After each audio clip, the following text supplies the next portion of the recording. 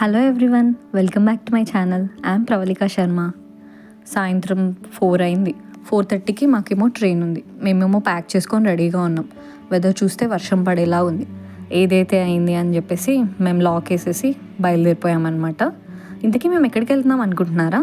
మీరు ఇంతకుముందే ఆల్రెడీ నా ప్రీవియస్ వ్లాగ్లో చూసుంటారు. ఒకవేళ చూడకపోతే ప్లీజ్ చెక్ ఇట్. మేము తిరుపతికి వెళ్తున్నామండి. అక్కడికి స్టేషన్కి రీచ్ అయిపోయి కాసేపు అలా వెయిట్ చేస్తూ ఉన్నాము. ఇంతలోనే డిస్ప్లే బోర్డ్ కనిపించింది. వెంటనే మా ట్రైన్ అనౌన్స్మెంట్ అయిపోయి మా ట్రైన్ కూడా వచ్చేసింది.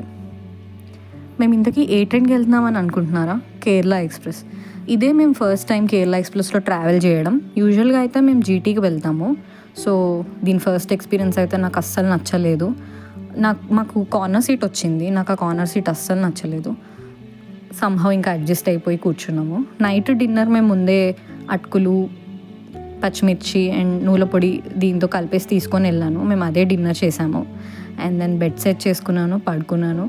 అండ్ మేము రీచ్ అయ్యేసరికి మార్నింగ్ 5:30 అలా అయింది. సో అప్పుడు మేము హోటల్కి చెక్ ఇన్ అయ్యాము. రెస్ట్ తీసుకొని నైట్ మళ్ళీ మార్నింగ్ లేచి ఫ్రెష్గా రెడీ అయిపోయి టెంపుల్కి మళ్ళీ లాక్ వేసి రూమ్కి వెళ్ళిపోతున్నాము. ఇది నా అవుట్ఫిట్ చెక్ అనమాట. మధ్యలో మా హస్బెండ్ టీ తాగుతానంటే ఆగాము.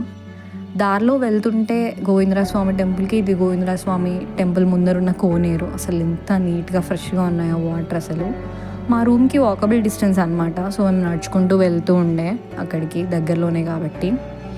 సో మేము వెళ్తుంటే దారిలో అసలు చాలా స్టాల్స్ కనిపించాయి. నేనైతే చాలా టెంప్ట్ అయిపోయాను తీసేసుకుందాం ఏమన్నా అని. బట్ మా హస్బెండ్ ఆపుతుండే అనమాట, రిటర్న్లో తీసుకో ఏదైనా, ఇప్పుడు వద్దు అని చెప్పేసి. సో చాలా టెంప్టింగ్గా ఉండే అన్నీ. అక్కడికి వెళ్ళిన తర్వాత నేను ఆ గోపురం దగ్గర కొన్ని సెల్ఫీ వీడియోస్ అండ్ ఫొటోస్ తీసుకున్నాను అనమాట. ఆ లొకేషన్ బాగుండే. అసలు ఆ రోజు చాలా రష్ ఉండే అనమాట.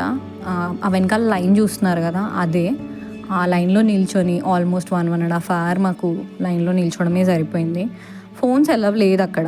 సో ఏం చేసామంటే మేము ఎలాగో అంత పెద్ద లైన్ ఉంది కదా అని చెప్పేసి ఒక స్పెషల్ టికెట్ తీసుకున్నాము. సమ్ 20 rupees ఏమో పడింది అనుకుంటా దానికి పర్ పర్సన్.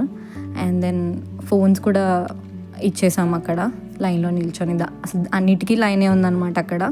అండ్ దర్శనం చేసుకొని బయటికి వచ్చి నెక్స్ట్ అల్వేలు మంగ టెంపుల్కి వెళ్తున్నాము. ఒక ఆటో మాట్లాడుకొని టెంపుల్కి వెళ్తుంటే ఆల్మోస్ట్ టైం 11:30 అయింది.